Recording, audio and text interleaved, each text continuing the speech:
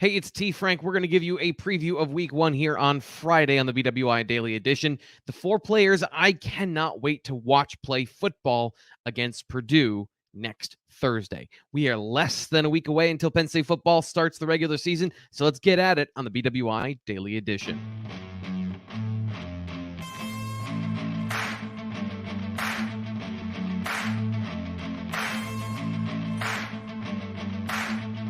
Hey, it's T. Frank riding solo today on the BWI Daily, and here's what we're going to do. These are not the most important players. These are not the players that are going to define or change the game. Maybe they will in certain ways. Maybe some of these players overlap with really important players week one against Purdue Thursday night, September 1st. But these are the players that I'm just excited to watch for a variety of reasons. The top four players. So that's what we're getting into today on the BWI Daily Edition. But one final note before we get into all of that stuff, and that is coming up next Monday. The next time you watch the Daily, if you watch it here on YouTube when we air it, 7 p.m. is the new time. We're going to prime time for the 2022 season. And don't forget, coming up this year, this season, we'll have live coverage as well. The live postgame show on YouTube is 20 minutes after the conclusion of Penn State and Purdue. So if you're still jacked up from the game, win or lose, it's going to be a late night. But if you're on the East Coast and you're watching the game with us, make sure you flip on Blue White Illustrated here on YouTube to get the full breakdown from me and the host of the show, Tom Hannafin, who I'm super excited we have back for season 2 for Blue White Illustrated. Okay, let's get into the four players that I am most excited to see during Penn State's first game of the season. Coming in at number 4 is Zac Wheatley. He is the redshirt freshman phenom safety. Penn State has a superlatives during the spring and during the fall camp. And one of them is the turnover king. Wheatley, a redshirt freshman at safety, won that honor twice, both in the spring and here in the fall. So I'm very excited to see what he can do. 6'2", 190 pounds, somewhere between 190 and 200 pounds at this point. He is length, size, speed, everything you want at the position, everything you want in a defensive back. For those that don't know, he played corner his freshman season and then transitioned to the field safety for Penn State, where it's kind of like the free safety. You play some in the slot, you match up against slot receivers, you play in the deep coverage for a safety. All of those blended skills work really well for Wheatley. And here's James Franklin talking about how impressive it is for a freshman to be able to get his hands on the football. Yeah, it's pretty impressive. Really good ball skills, really good instincts. He's also, I know I say this and sometimes it sounds ridiculous, but he's also one of those guys the ball just likes him. And part of that is, doing what you're supposed to do consistently to be in position when the opportunities come. But yeah, it's pretty impressive. He did it in the spring, and now did it again, in fall camp. So he is trending in the right direction. There's no doubt about it.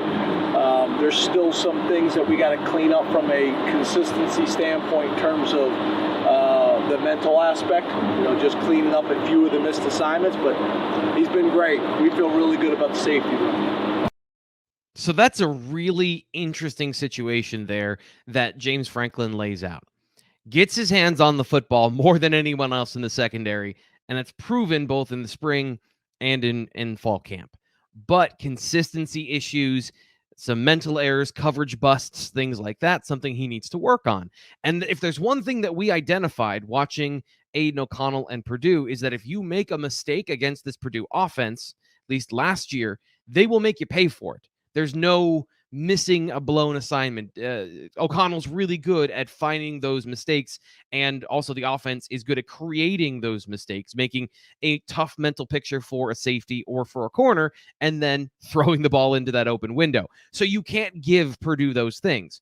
So that means Keaton Ellis, Zac Wheatley, we expected both to play anyway, but that situation of when does Wheatley clean up those mental mistakes, that's when you really realize that high upside of turnovers and things like that. But how much do you play him in week one? How much do you play him against that offense that has that tendency to take advantage of mental mistakes? It's going to be a very interesting proposition, but the ability to get his hands on the football, That's what I want to see. I want to see how fast he is in coverage. I want to see his range. I want to see his ability, his leaping abilities, all these things that we've seen from his recruiting that were very good. I want to see how they translate now into a more full-time role than the handful of snaps we got to see as a true freshman last year. So those are very exciting things. And you're getting this is the preseason, right? So we're getting a little bit excited. We're getting a little bit long we are talking about all these things. And the more you talk about stuff, the more you build them up. And in my head right now, I'm having a hard time containing the idea that he might be the most talented player in the secondary. Yeah. Considering everyone in the secondary, there is the option where if you get your hands on the ball, that's a difference-making skill. Size, speed, athleticism, those are all important, and those help you get to the football. But catching the football, being able to make plays at the catch point, that is a rare skill. And with his size, what we know about his physical abilities, there's a very high ceiling here. So I want to see it. I want to get I want to puncture some of these balloons in my head of, okay, this guy could be this good, or this guy could be this good. I want to find out. I want to get some realistic baseline testing numbers of play on all of these players. And Zac Wheatley coming in at number 4 on this list. That is one guy that I'm having a hard time controlling my excitement about what he might be as a football player. And I love watching good football. I love watching great football players play well and make difference-making plays, things that I haven't seen before. And I think he has the ability to be one of those players. Another player that I'm excited to see that is not a surprise for anyone, coming in at number 2. He is, number 3. He is the obvious pick, I think, for everyone for number 1, but he's number 3 on my list because the hype for Nick Singleton is just so ridiculously high that I didn't want to put him number 1 really for that reason. Plus, I feel like we have a good baseline of understanding of what he is because his traits and his skills were so defined as a prospect in high school. And the reason he's so important to Penn State is because of what he's bringing to the table, that I know what I am going to get, I think, out of Nick Singleton, but I still am excited to see it. I'm still excited to see difference-making speed, explosiveness, and here's the biggest thing for me. We talk about the speed. We talk about his home run hitting ability, but you can hit a lot of home runs, and this baseball metaphor is terrible here. You can hit a lot of home runs if you can play through contact well. His ability to break tackles, his physicality on film is impressive. How has that developed? Is he able to break those tackles and break those angles and not just be a speed guy, but the physicality and the violence with which he runs is what I identified him in, and I think most people did when they talk about his upside and his ability as a game-breaking player, because you might have him pinned in the backfield. You might have him tackled for a 3-yard gain. He breaks a tackle with momentum, and he's gone. Those are the abilities that he presents on film. But here are a couple things that he didn't do a whole lot of. Take snaps from the quarterback, like handoffs. He was doing pitches at Governor Mifflin. Run inside the numbers a whole lot. Run inside the tackles, and especially run in a zone blocking scheme. Penn State runs a lot of inside zone, and that requires a different skill set than a pitch play where you're waiting for your linemen to set up their blocks and all those things to get an alley for a touchdown. Plus, he's just so fast. If he just ran in a straight line, he got a lot of touchdowns. This is going to require a lot of nuanced skills that his counterpart, Katron Allen, already has, and we have to see from Nick Singleton, has he developed those and those instincts of running in the interior to accentuate all of his skills. But the exciting thing is, when you're that fast and you break tackles like that, eventually you might just hit one. You might just hit one of those for a touchdown. So Nick Singleton coming in at number 3 on our list. And I think we've seen a lot of him in preseason camp and training camp to see, when it comes to some of the questions about what he does as a football player, the hands, I don't know that he's going to be a reliable part of the passing game. I think a lot of people want him involved in the passing game because of that explosive ability. But he's not going to be a detriment. I don't see that. One area that I am interested in finding out too is where has he progressed mentally as a pass blocker? Because that was one thing, saw a little bit of 2 or 3 snaps during some All-Star games. And you can tell when somebody's done something before. You can tell when, okay, the instincts kick in, the repetition, the mechanics kick in. He didn't have that as pass blocker. So where is that now? And how quickly does he learn those things? I'm interested in finding that out. I think everyone's interested in finding that out. Coming in at number 2 of players that I cannot wait to see on game day. We're going to take one quick second, and that's because I want to make sure we get a shout out to some of the people that have supported this channel a lot this week. And there's been a bit of a rough landing here as we transition into the season. A lot of parts are moving. A lot of things have been changing. So I know it's been out of the routine for the BWI Daily Edition. And I just want to say thank you to the people that have supported the channel, especially people who have given us super chats when we've gone with our live shows when they air on YouTube. Those people: Chuck Hurd, Edward Butka, or Butka. Is it Butka? David Greeter, Stephen Light, and as always, M. Shive, too. Some of the regulars here on the channel. Appreciate you guys. I wanted to give you a shout out here on the show on Friday because you've been making all of this possible, truthfully. As we transition into some new stuff, we're changing some things around. So I appreciate everyone that sticks with us and that's been here to help support the BWI Daily Edition. We are going to be giving you all kinds of great content this year. I'm super excited about that. I'm glad you guys are responding to what we're doing. Okay. Number 2. And if you watch the show, if you watch it, especially over the last couple of weeks, you will not be surprised who number 2 is. The second player that I'm most excited to see is left tackle Olo Fosu. Again, talk about Zac Wheatley and his upside, his potential. I'm not the only one thinking Olo Fosu can be not just a good tackle, but maybe the player that Rasheed Walker was supposed to be. And it's always, a delicate thing. You don't want to throw a guy under the bus once he's gone. But at the same time, Rasheed Walker never lived up to the expectations of where he came from as a prospect to what he was as a finished player heading into the NFL. Olo Fosu, athletic, great movement skills, speed, flexibility, and better length than what Walker had. A true 6'6", true elite tackle length. He's got all of those skills. One thing that I'm curious about is going to be, what is his run blocking ability? What is his strength at 6'6", 315, 320, somewhere in there? How does he play as a guy who I think has great feet, but we'll see kind of the upper ends of all of his abilities? And that's what I have been waiting for since we saw him in the Outback Bowl versus Arkansas.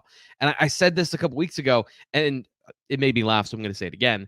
It was kind of like watching that film was kind of like seeing Sasquatch in the woods. Like, you see a flash of something, you're like, whoa, was that just the most dominant down block I've seen from a Penn State lineman in 2 or 3 years? And then you watch back, you're like, oh, wow, that was really... And then you wait and you don't see anything, because that's kind of the nature of the offensive line, is not every single play is going to be a domination sort of situation. You don't have the opportunity every single play to make a massive difference, especially as a pass protector. It is sort of a passive role. And I want to see more from Fosu. I want to see a full game and see what his capabilities are, especially against a Purdue team that has some good defensive linemen that I think can challenge him. And I want to see, the pass protection going up against speed guys. Can he get to the outside? Does he have that elite athleticism to protect the edge of the pocket? Does he have the ability to then anchor against guys that can do speed and power combinations? I don't know that we'll find that out this week, but I'm excited to find out all these things, because you look at him and he's everything you want in a left tackle. You look at him from a tangible perspective, and I'm just super excited to see the next opportunity for an elite player at one of the most important positions at Penn State, and one that Penn State has not had in a long time. Ryan Bates was a really good football player that played for Penn State. He played that position very well. He plays guard in the NFL. Penn State has not had a true left tackle since Donovan Smith. So finding another one of those guys, that's exciting. Like, I get excited about watching good football players play great, and this is the next opportunity for that. So coming in at number 1, the number 1 player that I want to see against Purdue, maybe not who you expect, because he's been on the team for forever, and that would be defensive end Adisa Isaac. He has been the best kept secret that is not a secret whatsoever on the Penn State defensive line. People have been asking me about what I think about Adisa Isaac since 2019. And truthfully, I don't have a great answer for that. And I want to have a great answer for that because he's a very important part of this team. What we know about him is he's super athletic. He has great feet, and I'll show you here in a second some of the camp highlights we were able to see. These are not just like great defensive end feet. He has the sort of athletic movement skills in his lower half that receivers would be jealous of.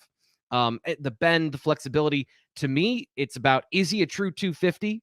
We saw with Arnold Ebiketie last year, a true 250 with the strength and the power to play through contact. Is that what Adisa Isaac brings with those feet? That's really impressive. He can do both of those things. Then Penn State has exactly what we've been thinking they have, or the talk about flashes. What he's flashed the ability to do in 2020, in 2019. But he's only ever flashed. That's really, to me, why he's number one, is because he has been one of the longest kept enigmas on this team. And I think other than Fashanu, one of the most important players on this team to find out early how good he's going to be, because that will set the table for the rest of the team. Penn State needs one of their young defensive ends to step up and play really well. With 300 snaps in his career, according to PFF, he is still a young football player. So that is why he's number one, is because he's going to, this is a little bit of a cheat here. He's the most important player that we know the least about that is, I think, on an island. And again, Fashanu, Adisa Isaac, you can have that conversation. Who's number one? Who's number two? But just the length of time I've been wanting to find out more about Adisa Isaac. Does he have that strength? How does he play the run? We know he's fast, but there's been a lot of fast football players that don't know how to rush the passer. How does he use his hands? Those are all the nuanced positional things that I'm dying to know about Adisa Isaac, and will inform the rest of the season and how it's going to go for Penn State football. So those are the four players I'm most excited to see next week. But more than anything, I'm excited that football is here on Monday. So give you a heads up again here on the BWI Daily Edition how next week is going to go. We're going to have the Daily Edition starting at 7 p.m. each night, Monday through Thursday, and then 5 p.m. on Friday, because I know you want to go out and have a good time Friday. Obviously, with game week, we will have the BWI Daily Edition before the game and then the live post-game show afterwards. But the standard schedule, Monday through Friday, we'll have Monday through Thursday, 7 p.m., and then a happy hour special Friday at 5 p.m. That's coming up, and then the live post-game 20 minutes after the show.